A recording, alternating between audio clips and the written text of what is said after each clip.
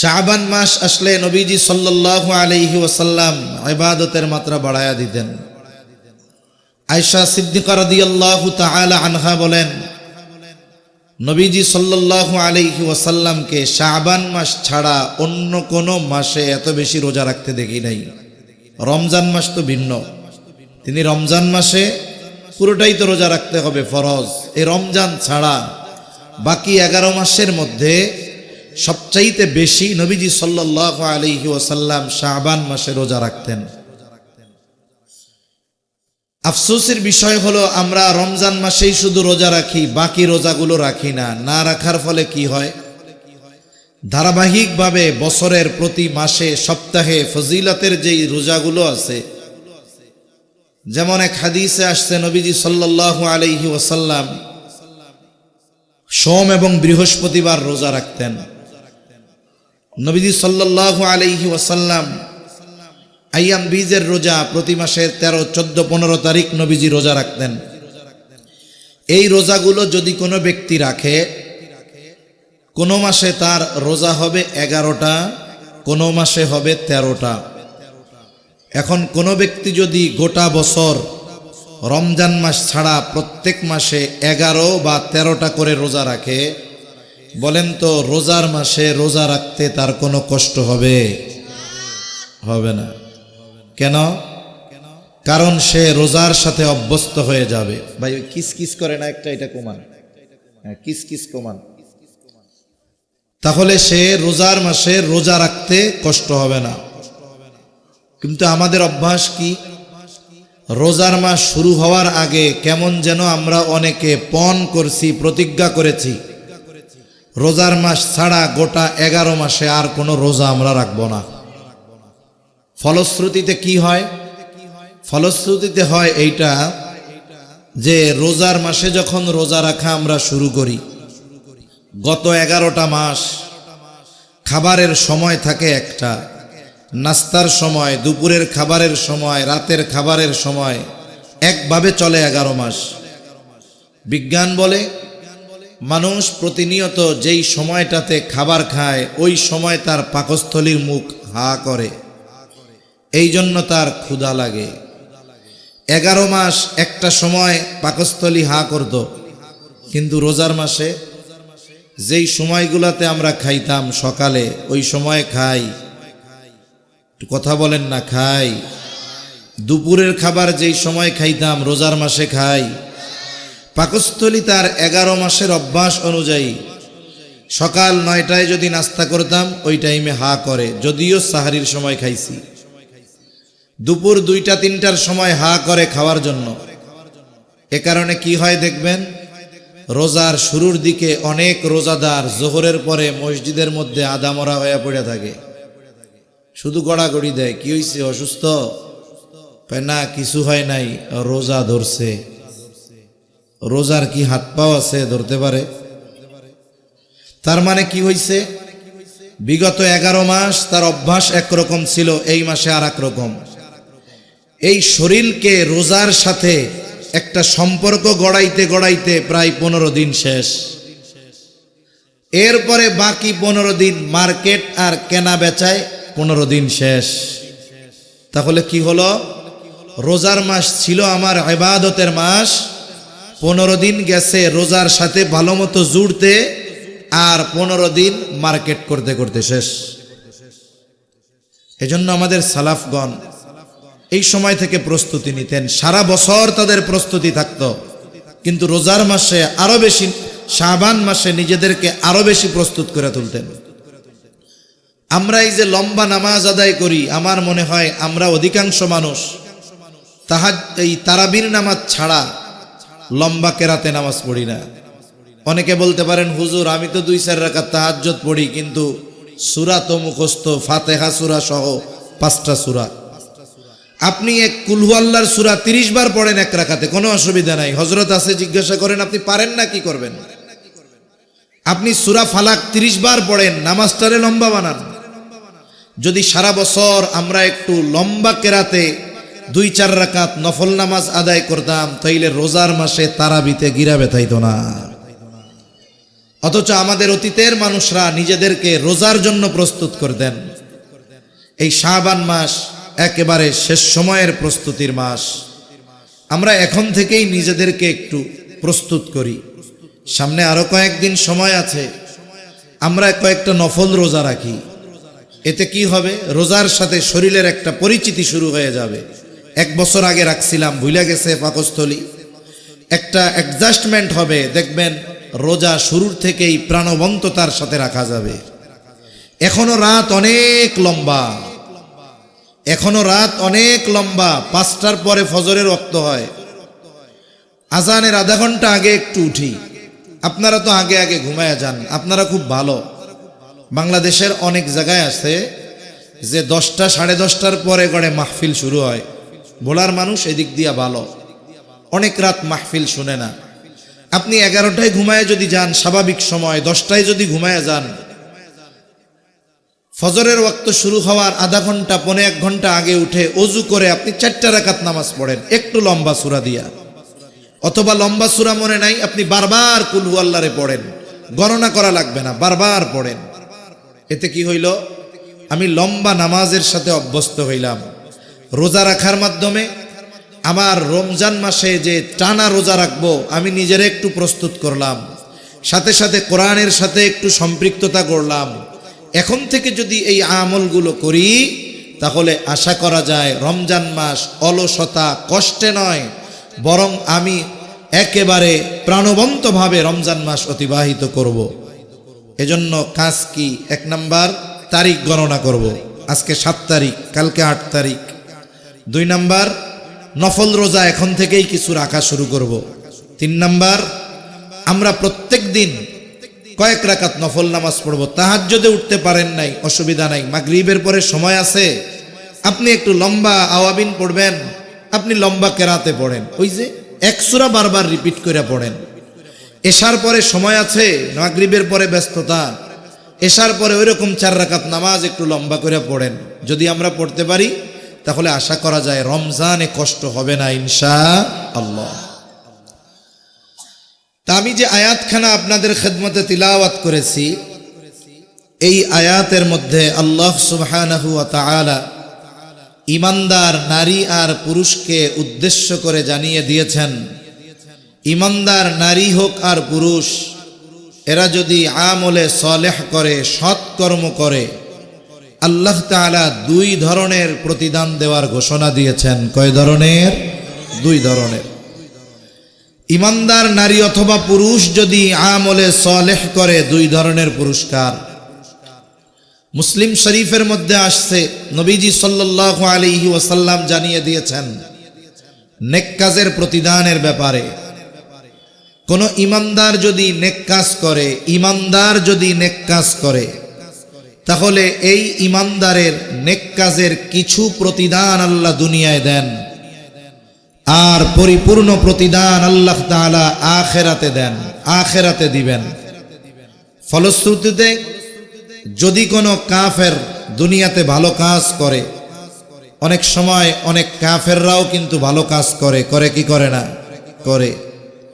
এই কাফের যদি ভালো কাজ করে, বলে তার ভালো কাজের যা প্রতিদান সব আল্লাহ দুনিয়াতে দিয়ে দিবে। আখিরাতে কাফেরের জন্য ভালো কাজের কোনো প্রতিদান নাই। কেন নাই? কারণ আখিরাতে নেক কাজের প্রতিদান পাওয়ার অন্যতম, একমাত্র, প্রথম, প্রধান শর্ত হলো ঈমান। ঈমান যদি না থাকে, তাহলে আখিরাতে ভালো কাজের প্রতিদান পাওয়া যাবে না।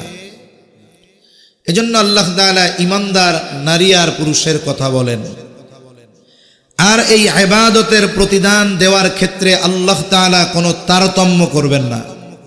এমনটা হবে না যে পুরুষ যদি নামাজ পড়ে, পুরুষের সওয়াব একরকম, নারী যদি নামাজ পড়ে, নারীর সওয়াব আরেক রকম, এমনটা নয়। বরং আল্লাহ সুবহানাহু ওয়া তাআলা ইবাদতের প্রতিদানের ক্ষেত্রে নারী পুরুষের মধ্যে তারতম্য করেন নাই। কেননা যদি মৌলিকভাবে আমরা হিসাব করি, নারী পুরুষের মধ্যে তারতম্য নাই। নারী পুরুষের মধ্যে তারতম্য মৌলিকভাবে নাই। বলতে পারেন হুজুর এটা আবার কেমন কথা?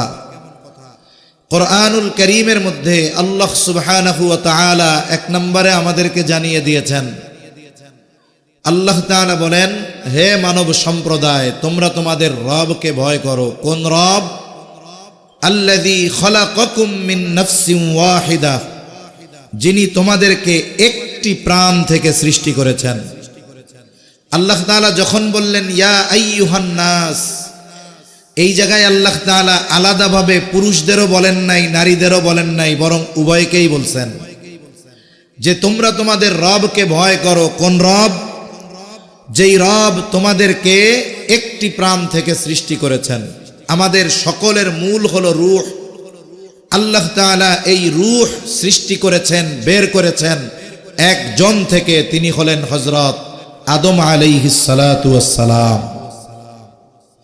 রাসূল আকরাম সাল্লাল্লাহু আলাইহি ওয়াসাল্লাম বলেন যে আল্লাহ তাআলা আদম আলাইহিস সালামের পৃষ্ঠদেশ তথা পিঠ থেকে আল্লাহ তাআলা এই পৃথিবীর যত মানুষ এসেছে, যত মানুষ আছে, যত মানুষ কিয়ামত পর্যন্ত আসবে, সবার রূহ আল্লাহ তাআলা আদম আলাইহিস সালামের পিঠ থেকে বের করেছেন। সাথে সাথে কোরআনুল কারীমের মধ্যে আল্লাহ তাআলা এই রূহের পরিচয় দিয়েছেন। বলেন তো, রূহ শুধু পুরুষের মধ্যে আছে, নারীর মধ্যে নাই, এমন নাকি? রূহ যতক্ষণ এই দেহের সাথে আছে ততক্ষণ এই দেহের দাম। রূহ যখন থাকবে না, এই দেহের দামও থাকবে না। এজন্য নারী হোক কিংবা পুরুষ, আমাদের আসল হলো রূহ, আমাদের মূল হলো, জোরে বলেন না কি? রূহ। আল্লাহ তাআলা কোরআনুল কারীমের মধ্যে রূহের পরিচয় দিয়েছেন।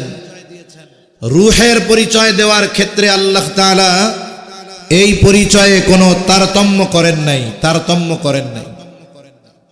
রাসূল আকরাম সাল্লাল্লাহু আলাইহি ওয়াসাল্লাম যখন নিজের নবুয়তের কথা, রিসালাতের কথা কাফেরদেরকে জানাইলো, মক্কার কাফেররা এরা মনে করত যিনি আল্লাহর পক্ষ থেকে প্রেরিত হবেন, রসুল হবেন, তিনি আমাদের মতো মানুষ হবেন না, তিনি হবেন অন্যরকম কিছু। এই জন্য আমার আপনার নবীজির ব্যাপারে তারা কি বলতো? আল্লাহ তাআলা বলেন, তারা বলতো মালি হাযার রাসূল ইয়াকুলুত তাআমা ওয়া ইয়ামশি ফিল আসওয়াক। আরে এ আবার কেমন রাসূল? ইয়াকুলুত তাআম, সে দেখি আমাদের মতো খাবারও খায়, ওয়া ইয়ামশি ফিল আসওয়াক, আবার সে বাজারেও যায়। এ আবার কেমন রাসূল? আবার নবীজি সাল্লাল্লাহু আলাইহি ওয়াসাল্লামের ব্যাপারে তাদের ধারণা তো ছিল এমন যে মুহাম্মদ এমন এক ব্যক্তি যে আল আমিন আস-সাদিক, সে তো গোটা হায়াতে একটা মিথ্যা কথাও বলে নাই। সে নিজেরে বলতেছে আমি আল্লাহর পক্ষ থেকে প্রেরিত। আবার তারা মনে করে যে রাসূল যিনি আল্লাহর পক্ষ থেকে প্রেরিত, যিনি, তিনি খানাও খাবেন না, বিবাহ করবেন না, তিনি বাজারেও যাবেন না, তিনি হবেন এমন এক মানুষ, এমন এক জিনিস। কিন্তু এ তো খাবারও খায়, বাজারেও যায়, বিবাহ শাদীও করছে, আবার নিজে কোনোদিন মিথ্যা বলে নাই, মিথ্যা দাবিও করে নাই। তাইলে সে আসলে কি রাসূল নাকি রাসূল না, এটা নিশ্চিত তো আমরা হতে পারবো না। এই বিষয়টা তারা নিশ্চিত হওয়ার জন্য দুইজন প্রতিনিধি পাঠায়া দিল মদিনায়। মদিনার তৎকালীন নাম হলো ইয়াসরিব। ওই জায়গায় আহলে কিতাবরা আছে, ইহুদি খ্রিস্টানরা আছে, যাদের উপরে ধারাবাহিকতার ক্রমান্বয়ে আল্লাহ তাআলা নবী নাজিল করেছেন, নবী রাসূল পাঠিয়েছেন। নবীজি সাল্লাল্লাহু আলাইহি ওয়াসাল্লাম বলেন, বনি ইসরাইল কখনো নবী শূন্য হয় নাই। বলে তাদের একজন নবী ইন্তেকাল করেছে, আল্লাহ তাআলা আরেকজনকে নবুয়ত দিয়ে ওই শূন্য জায়গাটা আল্লাহ পূরণ করে দিয়েছে। ওই সময়টাতে তাদের কাছে আসমানি কিতাব ছিল, তাদের কাছে তাওরাত ছিল, ইনজিল ছিল। দুইজনকে পাঠায় দিল, যাও আহলে কিতাব আলেমদের কাছে গিয়ে মুহাম্মাদের ব্যাপারে বলবা। এইবার ওই দুইজন মদিনায় গিয়ে আহলে কিতাব আলেমদের কাছে বলতেছে, আমাদের মধ্য থেকেই একজন ব্যক্তি নিজেকে রাসূল দাবি করেছে, নিজেকে নবী দাবি করেছে। এখন সে নবী কি নবী না, এটা আমরা কিভাবে বুঝবো?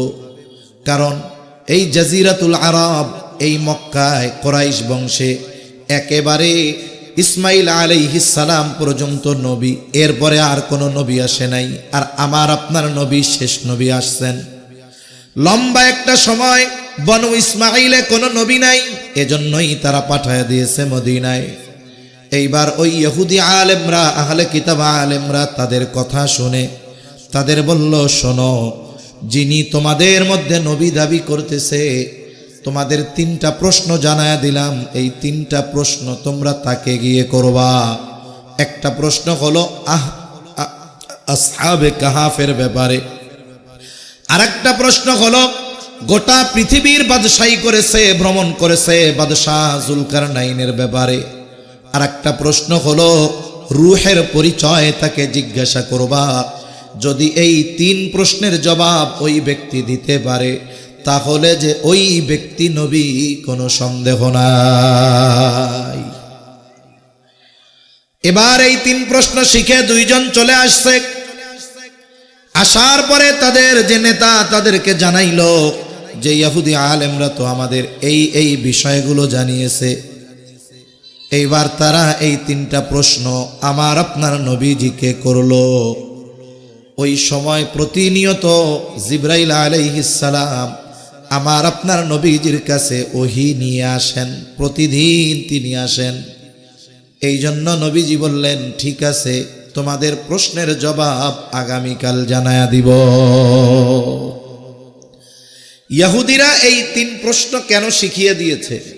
ইহুদিরা জানে যে এই 3টি প্রশ্নের জবাব দিতে হলে ওহীর প্রয়োজন। এই 3 প্রশ্নের জবাব দিতে হলে ওহীর প্রয়োজন। বলেন তো, ওহী কি সাধারণ মানুষের কাছে আসবে নাকি নবী রাসূলদের কাছে? তাহলে এই 3 প্রশ্নের জবাব দিতে ওহীর প্রয়োজন। ওহী ছাড়া এই 3 প্রশ্নের জবাব দেওয়া সম্ভব নয়।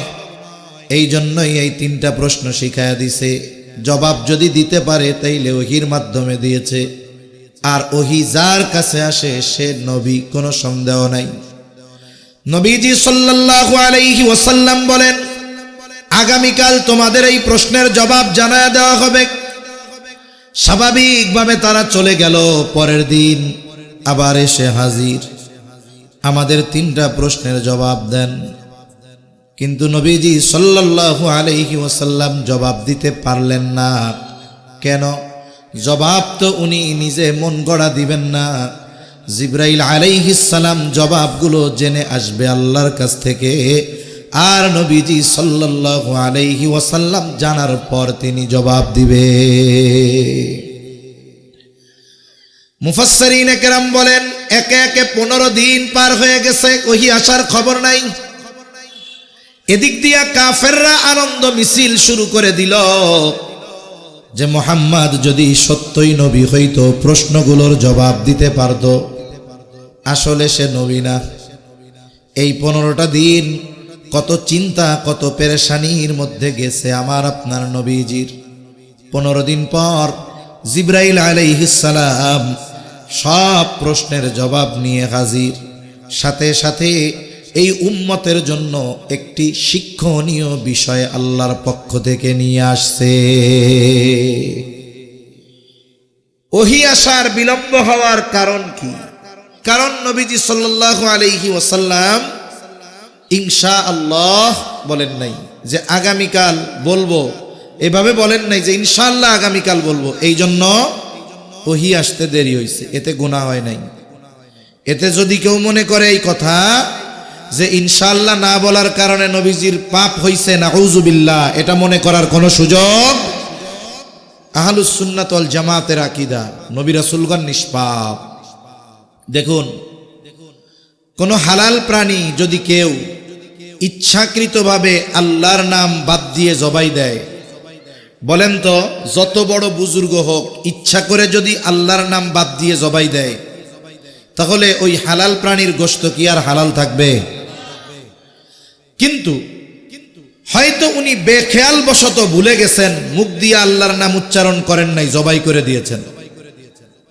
বলেন তো এই প্রাণীর গোশত হালাল হবে না হারাম হবে? হালাল হবে। কেন? উনি হয়তো ভুলে মুখ দিয়া বলেন নাই, কিন্তু অন্তরে ওনার আল্লাহর প্রতি বিশ্বাস আছে। উনি যদি না ভুলে যাইতেন তাইলে উনি বিসমিল্লাহ ছাড়তেন না। এই যে রোজার মাস আসতেছে, বলেন তো যদি কোনো ব্যক্তি রোজা রাখছে, সকালবেলায় খিদা লাগছে, মনে নাই যে রোজা, ধুমসে পেট ভইরা গোশত দিয়া খাইছে, পেট ভরা শেষ, প্লেটের শেষ গোস্তের টুকরাটা নিয়ে মুখের মধ্যে চাবাইতেছে, এই টাইমে মনে করছে হায় হায় হায় আমি তো রোজা। বলেন তো এই পর্যন্ত এই যে সে ভুলে খাইল, এতে কি তার রোজা নষ্ট হবে? কিন্তু যদি চিন্তা করে এতক্ষণ পেট ভইরা খাইলাম, শেষ গোস্তের টুকরাটা চাবাইয়াও ফেলছি, গিলতে বাকি, তাইলে এটা গিলেই ফেলি। বলেন তো এখন যদি চিন্তা করে যে খাবারটা ফালায় দিব কেন, একটু গিলা খাইয়াই ফেলি, খাইছি তো, এখন যদি খায় তার রোজা থাকবে? তার মানে দেখেন ভুল অবস্থায় পেট ভইরা খাইলো, রোজা ভাঙলো না।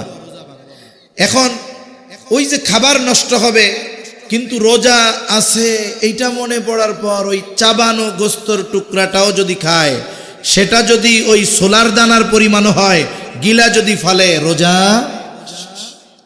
এতটুক বুঝে না অনেকে, যে দেখুন আমার আপনার মতো পাপী না খান্দা, ভুলে পেট বইরা খাইলে গোনা হয় না, রোজাও ভাঙে না। রাসূল আকরাম সাল্লাল্লাহু আলাইহি ওয়াসাল্লাম হয়তো জেহেনের থেকে সরে গেছে, আল্লাহ সরায়া দিছেন। এর উদ্দেশ্য হতে পারে এই উম্মতকে ওই বিষয়টার গুরুত্ব শিক্ষা দেওয়া, ঠিক কিনা বলেন? 3 প্রশ্নের জবাব নিয়ে জিবরাইল আলাইহিস সালাম হাজির। সাথে সাথে এই উম্মতের জন্য অন্যতম শিক্ষণীয় একটা বিষয় নিয়ে আসলেন।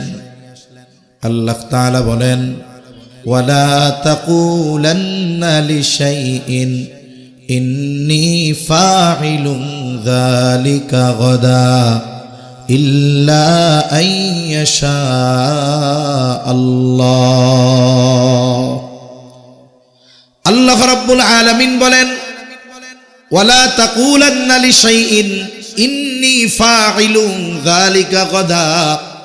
কোন বিষয়ের ব্যাপারে আপনি এমনটা বলবেন না যে নিশ্চয়ই আমি এটা আগামীকাল করব অথবা বলবো করব, বরং কি বলবেন?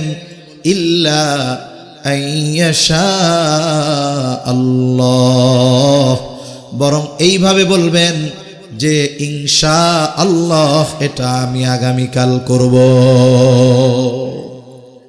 এই যে ভবিষ্যতে কোনো কিছু করা বলার ক্ষেত্রে ইনশা আল্লাহ বলার শিক্ষা দুনিয়ার কেউ না, বরং এই শিক্ষা দিয়েছেন কে? জোরে বলেন না কে? এই ইনশাআল্লাহর ওয়েট কিন্তু আমরা নষ্ট করব না। অনেক সময় অনেক মানুষ, আচ্ছা এই পাশেই টেন টেন টেন টেন বাজে কি? আওয়াজটা পাইতেছেন না? একটু বন্ধ করান না, ক্যাসম্যাস আওয়াজ বন্ধ করান। মাইকে না, ওই জায়গা থেকে আসতেছে আওয়াজ। তাহলে এদিক খেয়াল করেন, ওইদিকে যারা দায়িত্বশীল আছে এখন ওনারা ঠিক করবে, আমরা আমাদের কাজ করি। তাহলে ইনশাআল্লাহ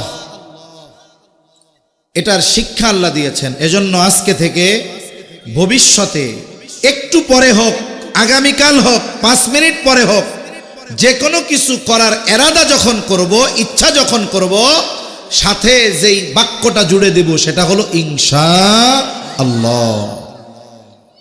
আবার এই ইনশাআল্লাহ নার বদলে ব্যবহার করব না। অনেক মানুষ আছে মুখের উপরে না কইতে পারে না, ইনশাআল্লাহ কইয়া চালায়া দেয়, এ কাজ করা যাবে না। শব্দের ওজন আমরা নষ্ট করব না, গুরুত্ব নষ্ট করব না। আমরা ইনশাআল্লাহ বলার পরে যাকে বলবো সে আমার প্রতি দৃঢ় বিশ্বাসী হবে যে আল্লাহ যদি ওনারে তৌফিক দেয় এটা উনি অবশ্যই করবে। কিন্তু আমাদের দেশের অবস্থা কি জানেন? কেউ যদি কেউরে বলে ভাই ঠিক আছে ইনশাল্লাহ আমি করব, ও সন্দেহে পড়ে আবার জিজ্ঞাসা করে ভাই সত্য করে এখন আপনি কইতেছেন কিনা। তার মানে ইনশাআল্লাহর উপরে বিশ্বাস নাই। কেন? কারণ আমরা এই ইনশাআল্লাহকে অনেক ক্ষেত্রে নার বদলে ব্যবহার করে ফেলছি। এটা যেন না হয়। আল্লাহ আমাদের এই ইনশাআল্লাহ বলা এটা যে কত গুরুত্বপূর্ণ একটি বিষয়, আল্লাহ এটা অনুধাবনের তৌফিক দান করেন। এখন এই 3 প্রশ্নের জবাব নবীজির কাছে চলে আসছে। 3 প্রশ্নের মধ্যে একটি প্রশ্ন, ওয়ায়াসআলুনাকা আনির রূহ। আল্লাহ তাআলা বলেন তারা আপনাকে জিজ্ঞাসা করে, আপনার কাছে জানতে চায় রূহ কি জিনিস, রূহ কি। আল্লাহ তাআলা বলেন আপনি জবাব দেন, কুলির রূহু মিন আমরি রাব্বি। আপনি বলে দেন যে রূহ হলো আমার রবের আদেশ, আমার রবের নির্দেশ, আমার রবের প্রত্যাদেশ। বলেন তো আল্লাহর আদেশ রূহ, এটা দেখতে কেমন, ধরতে কেমন, রংটা কেমন, ওজনটা কেমন? যদি কোনো বিষয় বস্তু হয়, বস্তু এর ওজন থাকবে, পরিমাপ থাকবে, রং থাকবে। কিন্তু রূহ এটা দেখতে কেমন, ধরতে কেমন, ওজনটা কেমন, কালারটা কেমন, এটা কেমন, এটা নিয়ে গবেষণা করার মতো যোগ্যতা আমাদের নাই। এই জন্যই আল্লাহ তাআলা এই জবাব দেওয়ার সাথে সাথে বলেন, ওয়ামা উতিতুম মিনাল ইলমি ইল্লা কলিলা। আল্লাহ তাআলা বলেন আপনি বলেন রূহ হলো আমার রবের আদেশ, আর তোমাদেরকে অতি সামান্য জ্ঞান দেওয়া হয়েছে, ইলম দেওয়া হয়েছে। মানুষের জ্ঞান এত এত সামান্য যে আল্লাহ তাআলার আদেশ এই রূহ এটা পরিমাপ করা, এটার ওজন নির্ণয় করা, এটার কালার বের করা, এটার জ্ঞান আল্লাহ তাআলা মানুষকে দেন নাই। এদিকে যদি যাই কথা অনেক লম্বা হবে, আমি আমার মূল কথার দিকে যাই। তাহলে রূহের পরিচয় দিতে গিয়ে আল্লাহ তাআলা নারী আর পুরুষ কোনো পার্থক্য করেন নাই। এজন্য বলছিলাম শুরুতে মৌলিকভাবে নারী আর পুরুষের মূল যেটা রূহ এটার মধ্যে কোনো তারতম্য নাই। নারীর রূহের পরিচয়ও ওটা আল্লাহর আদেশ, পুরুষের রূহের পরিচয়ও ওটাও আল্লাহর আদেশ। তবে হ্যাঁ, শরীয়তের বিধানাবলীর ক্ষেত্রে কিছু তারতম্য পরিলক্ষিত হয়, দেখা যায়। তবে এইখানে প্রতিদানের ক্ষেত্রে কোনো তারতম্য নাই। শরীয়তের কিছু বিষয় নারীর জন্য ছাড়, পুরুষের জন্য ওইরকম সুযোগ নাই। যেমন একটা নারী মেয়ে যখন প্রাপ্তবয়স্কা হয়ে যায়, প্রতি মাসের সুস্থ যদি সে থাকে 3 থেকে 10 দিন, তার একটা অসুস্থতা থাকে। এই অসুস্থতাকালীন সময় আল্লাহ তাআলা তার জন্য নামাজকে মাফ করে দিয়েছেন। এরপরে সন্তান ভূমিষ্ঠ হওয়ার পর আল্লাহ তাআলা কিছুদিন তার নামাজ মাফ করে দিয়েছেন। এটা একটা পার্থক্য। সবচাইতে বেশি আলোচিত হয় আমাদের দেশ সহ গোটা দুনিয়ায় যেইটা, ইসলামের ব্যাপারে অজ্ঞতার কারণে একদল মানুষ বলতে চায় ইসলাম উত্তরাধিকার সম্পদ বন্টনের ক্ষেত্রে নারীদের ঠকিয়েছে। নাউযুবিল্লাহ, নাউযুবিল্লাহ। এটা বলে কেন? এটা বলার একটা কারণ হলো ইসলামের ব্যাপারে সঠিক ধারণা তার নাই, অথবা ইসলামের প্রতি বিদ্বেষের কারণে। যদি কারো প্রতি কারো হিংসা থাকে, দেখবেন যে তার ভালো জিনিসও তার ভালো লাগে না, ঠিক না? ভালো জিনিসও তার ভালো লাগে না। অথচ ইসলাম নারীদেরকে ঠকায় নাই, বরং যদি হিসাব করা হয় ইসলাম নারীদেরকে জিতিয়ে দিয়েছে। যদিও মনে হয় যে সম্পদ পুরুষকে দেওয়া হয়েছে নারীর দ্বিগুণ। একটা কথার জবাব দেন তো, বলেন তো শরীয়তে ইসলামে নারীর উপরে পুরুষের জন্য ব্যয় করা ওয়াজিব, জরুরি এমন একটা খাত আপনাদের জানা আছে নাকি? কথা বুঝেন নাই মনে হয়, বুঝেন নাই? আচ্ছা, যেমন স্ত্রীর খরচ বহন করবে কে? শরীয়তে এরকম কোনো বিষয় আছে যে না কোনো কোনো ক্ষেত্রে স্বামীর খরচ স্ত্রীর উপরে বহন করা ফরজ আছে? এমন একটা খাত নাই যেই জায়গায় ইসলাম নারীকে খরচ করা বাধ্য করে দিয়েছে, অথচ পুরুষের খরচের খাতের কোনো অভাব নাই, বারবার তার খরচের খাত আছে। নারীর খরচের কোনো খাত নাই। তার মানে নারী যেটা পায় সেটা তার থেকে যায়। পুরুষ যদিও দেখা যায় বেশি পায়, কিন্তু বাস্তবে তার কোনো কিছুই অবশিষ্ট থাকে না।